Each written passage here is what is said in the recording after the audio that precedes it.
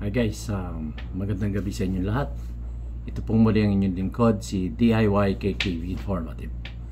At ating patutunghay ngayon sa inyo mga kababayan ko, yung bali-balita ngayon galing sa News 5 na patungkol ito dun sa ating dating Pangulong Rodrigo Roa Duterte. At kung naalala nyo, may vlog din ako na yung bang press conference ng ating dating Pangulong Tatay Digong, na ang sinasabi dito, may nagtanong na isang newscaster, meron daw kayong namumuong kumbaga paano ba natin matatawag to, namumuong lambingan. Natural naman yung lambingan miski nga mga lalaki may lambi-lambingan mga babae, kapwa babae may mga lambi-lambingan. Ang ama't ina ay may mga lambingan, ang anak at saka ama may lambingan, ang mga anak at saka ina, mga naglalambingan, bang mga magkakapatid naglalambingan, no? So dito tinanong, parang hindi ko matandaan yung tanong na meron daw silang namumuong unawaan ng itong si dating colonel o lieutenant colonel na si Kalma ba yun o Galma o ano ba? Hindi ko alam Kalma o Galma o Karma. Hindi ko matandaan yung, pero parang Galma, no? Galma. So yun, tinanong man newscaster, sabi, ano ba naman yan? Ano lang naman yan, malapit ang loob ko sa mga polis, di ba? Sabi ng ating Tatay Digong noon. Yun ang sinagot. Pero ngayon, ito pala may katungkulan sa PCSO, no? So atin tunghayan ang report ng ating mga news anchor mula sa TV5, So pakinggan natin yung mga news ngayon kasi nakakasakit na ng ulo. Nakakasakit ng ulo na.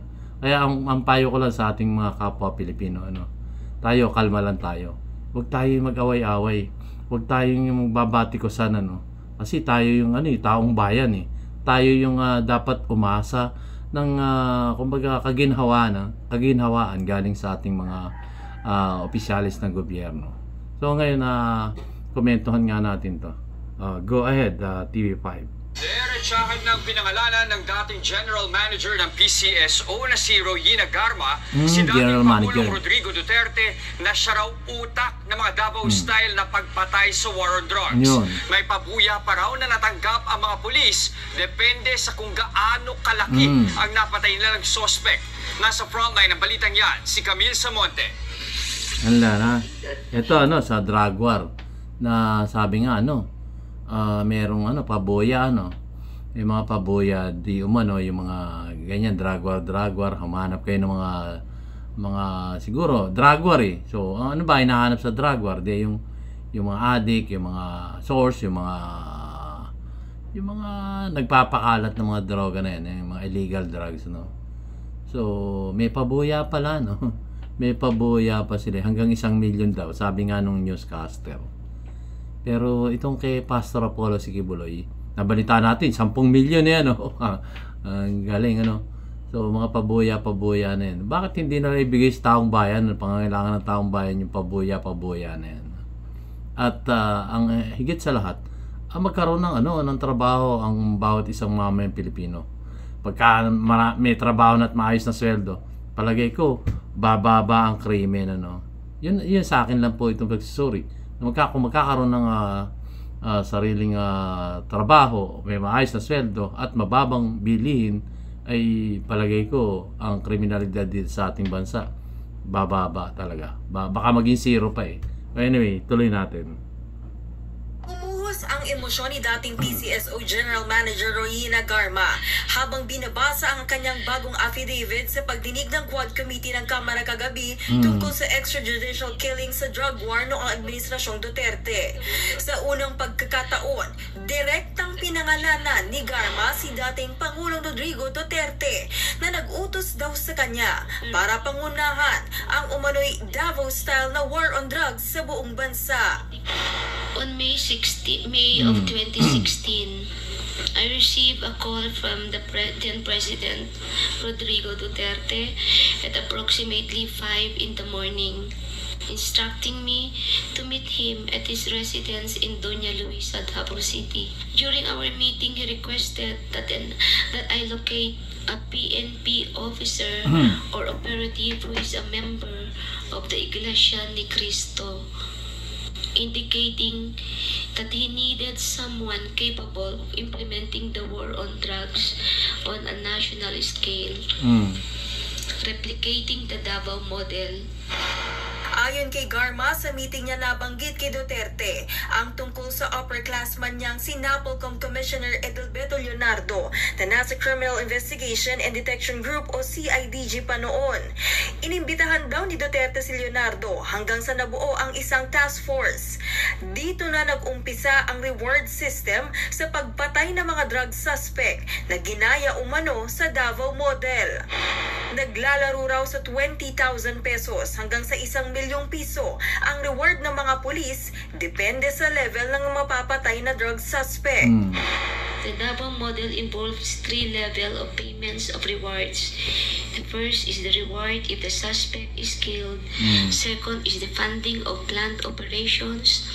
Third is the refund of operational expenses.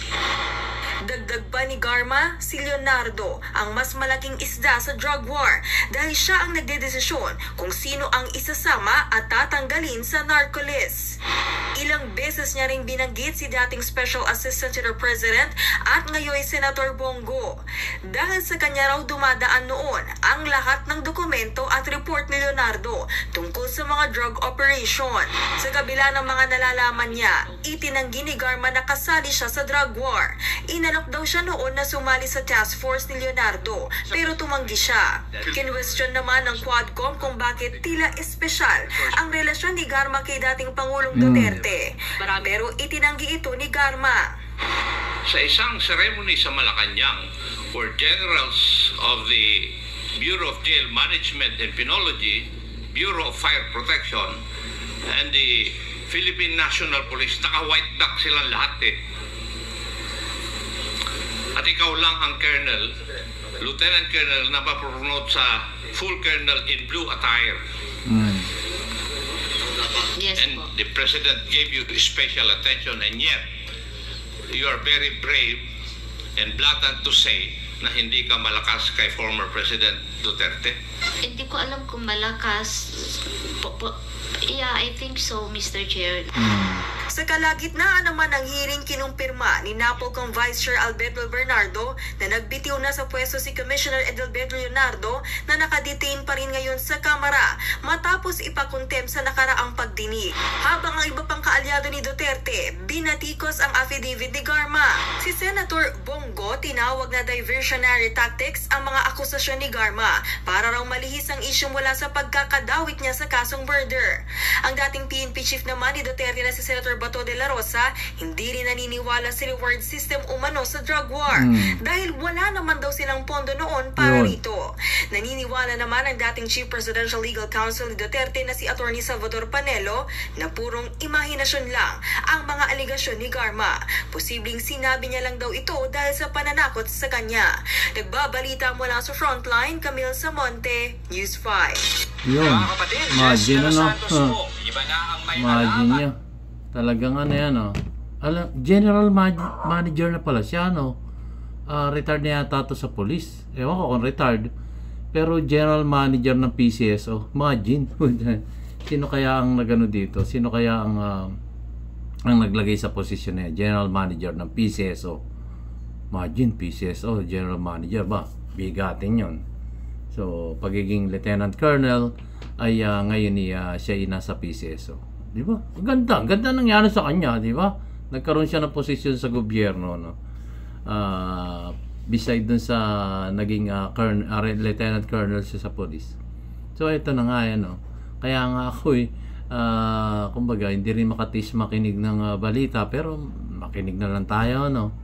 Tapos, komentuhan lang natin ng konti, kagaya niyan, mga komento natin na nagsasabing, tama ba yung ginawa ng ating dating Pangulong Rodrigo Duterte na war on drug.